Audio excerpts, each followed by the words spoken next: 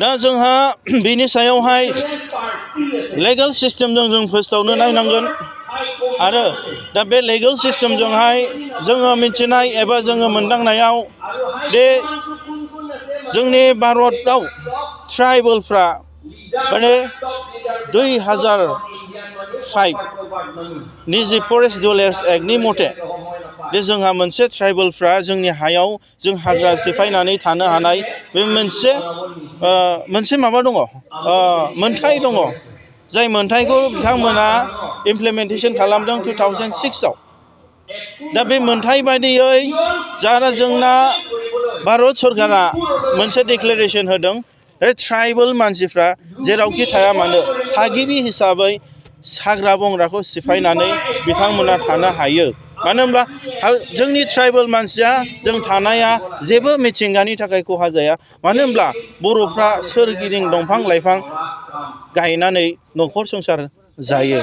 दा बेखौ नोजोर बोनानै जोंनि बुंनांगौआ बिसो दे जोंनि सरकारा आसाम सरकार एबा BTC सरकारा दे बिथांमोना गोहोआव दं बिथांमोना दिनै जाय बिथांमोना इलिगेलि जोंनि BTC 6 शिड्युल एबा BTC 6 शिड्युल नङै ट्राइबेल बेलेन्स ब्लकआव इलिगेलि अकुपाइड खालामनानै बाहेरानिफ्राय फैनानै न' लुनानै संसार जानानै दं बिथांमोनखौ अलरेडि गुवाहाटी हाइकर्टआ अर्डार हरबाय इभिक्शननि थाखाय नाथाय दिनैसिमबो सार्कोल अफिसार्स बिथांमोननिसिमबो लाइजाम सफैबाय नाथाय दासिमबो इमप्लिमेन्टेसन जायाखै दा बेखौ बिथांमोना मावग्रोनाया गाहाम माने बिथांमोननि खालि जानाय हायाव बैफोरबादि हा गैजायै दैजों खुरख' जानाय एबा सोरबा माने बै समनि आन्दलनफ्रावहाय होखारजानाय मानसिफ्रा आलाय सिलायफ्रा जाहाथे थाहैथों बेफोरबायदि आलाय सिलाय दा थाथों आरो जों मोनसेखौ जों खावलायबावो मनसुनि जानानै दिनै सोरखौब्ला वेदार हि इज बनाफाइड आरो नन बनाफाइड जानो हागौ बिथांमोना होखारनायनि आगोल सोरखौबा मोनसे नटिफिकेसन होनानै बिथांमोनखौ खावलायलायनायनि गेजेरजों बिथांमोननो मोनसे अल्टारनेटिभ शेल्टार थानायनि थाखाय माबा मोनसे बानायग्रोनानै बिथांमोनखौ इभिक्शन खालायनाया गाहाम मानो होनब्ला मानसि हिसाबै अन हिउमेनिटेरियान ग्राउन्ड